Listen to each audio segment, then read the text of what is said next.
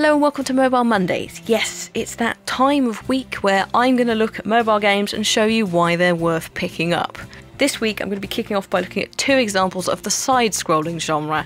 Now if you don't know what the side-scrolling genre is, think Mega Man, think Mario, think Sonic. You know, back in the days when they were on the Mega Drive or on a small grey box in your hands that was called a Game Boy from before the DS and all of this. I would guess up until about the mid to late 90s when we saw the rise of the 3D consoles, the PlayStations, the Xboxes, all that sort of stuff. The side-scroll is predominantly from a side angle, surprisingly, in 2D, of someone running from usually left to right on the screen. As the 3D consoles began to emerge from whatever primordial soup they existed in, the side-scrollers started to fade, and very recently, weirdly, they've started to almost have a comeback in the last, 5 years or so, with indie games on Steam, on the Xbox marketplace, and also on mobile games. You can now pick up Sonic for your iPad.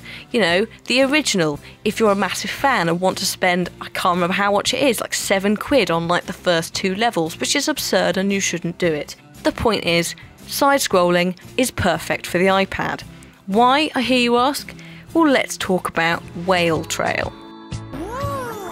Whale Trail was launched in late 2011, originally for a price, and it was then that it sort of made its way onto mine and Lewis's radar as it was one of his first games for his iPad, and it's been on there ever since. It's since gone free to play, but it has had a lot of major tweaks that should make it worth re-evaluating if you were an early player that felt it was missing something. The basic summary of the game is that you play as Willow the Whale, so the lovely little whale you see on the screen, who's a fun-loving whale that's kicked out of the oceans by the evil Baron von Barry, who's a very mean kraken thing, I think. In order to keep flying and escape von Barry's tentacular clutches, I liked that sentence, Willow collects blubbles, that's the circular coloured things on the screen, and avoids hitting the clouds, who are obviously very grumpy and angry and on the side of von Barry or whatever, because they will deplete his fuel tank. Once the fuel tank runs out, it's game over, and Willow does a nosedive back into the Baron's tentacles and assumedly becomes whale soup or whatever it is that krakens eat. If you manage to collect stars, however, on the screen, Willow will gain a invulnerability frenzy ability thing, which allows you to speedily dispatch some of the clouds and collect more blubbles.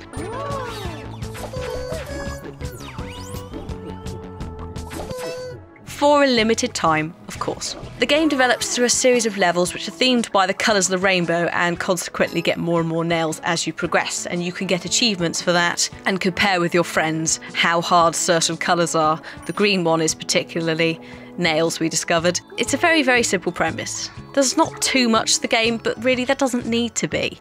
Its minimalistic artwork, adorable soundtrack and charming character design give it a gorgeously attractive backdrop, whilst the addition of missions and unlockable side quests bulk up to what might otherwise be quite a repetitive game. If you combine this with the ability to earn krill, which you get through completing missions, and allows you to upgrade your character, or different aspects of your character, you're suddenly going to become hell-bent on creating an all-powerful super whale that flies through the skies with the greatest of ease. So super whale, basically. Krill can be earned through missions. It can also be bought, I will admit this. And so you might be saying, oh Hannah, you told us you weren't going to do any pay-to-win games, but this game has in-game purchases. What the fuck, dude? I don't know why you say dude that way, but you might. Well, guess what? You don't need them. By completing side missions and so forth, you could easily earn krill without even touching your real-life wallet. Trust me, I did it last night.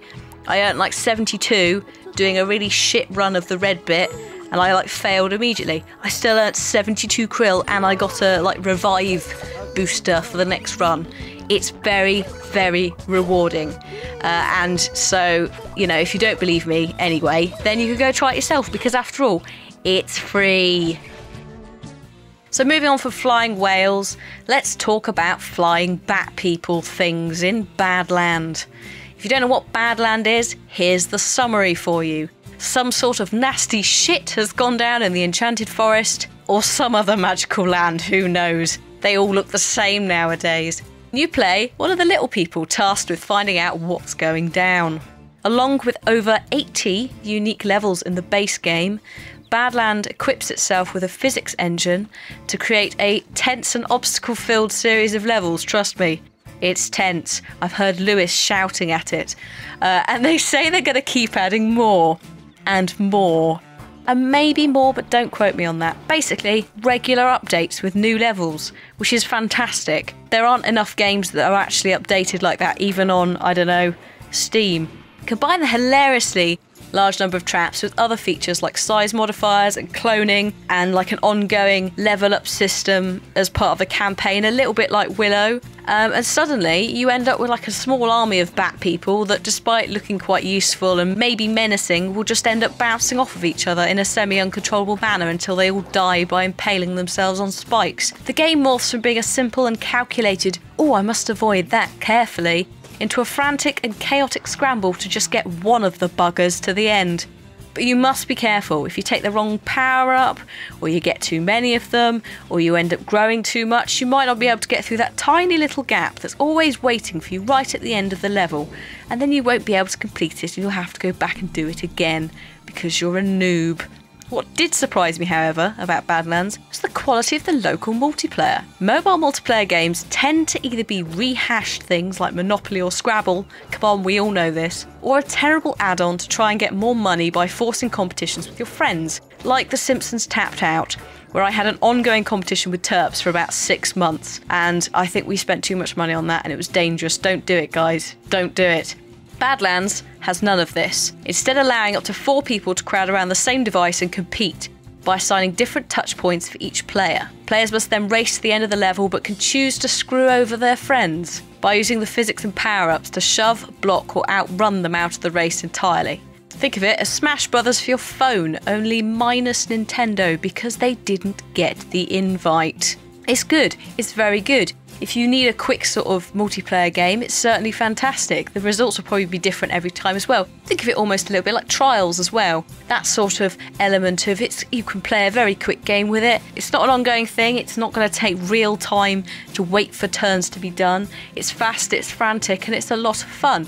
So why should you fork out about £2.50 for Badland?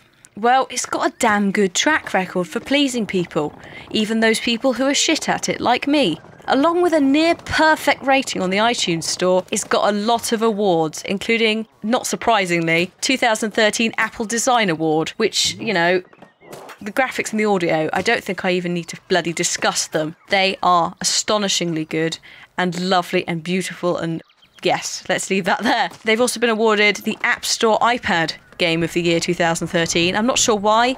It's for mobile phones as well. I'm pretty sure it's on Android as well. No idea why. iPad. It's also had Selected Indie Game at PAX 10 2013, along with about 3 or 4 other awards from varying people, including Apple Editor's Choice around the world, #1 game in 83 countries, the winner of the Nordic Indie Sensation Award in Nordic Game 2013, which is a mysteriously baffling yet quite exciting name for an award. Okay, it has got a price tag which Whale Trail didn't, but I think it's definitely worth it if you're into the side-scrolling. It is definitely worth having a go, especially I think the fact that it got Game of the Year says a lot about it. So if you like the concept about this, go and check it out. So there we go, guys. Those are 2 perfect examples of side-scrolling games that are worth your money on the mobile platform, as it were. If you've played these games before, or you go and pick them up and you think they're decent or whatever, do let me know in the comments as well, because it's great to see what you guys think. The Room 2 feedback was fantastic for people who went and played it, or the Room 1. Whichever you picked up, you guys really liked it. So I'm really happy to get that kind of feedback and see if you guys agree with my choices. If you want to find out more about either game, you can find out more in the video description. All the links for Android and iOS users are in the description below. So go check it out. Thank you very much for watching. As always, feedback is appreciated, and I'll see you next week on Monday for more Mobile Mondays. Bye bye!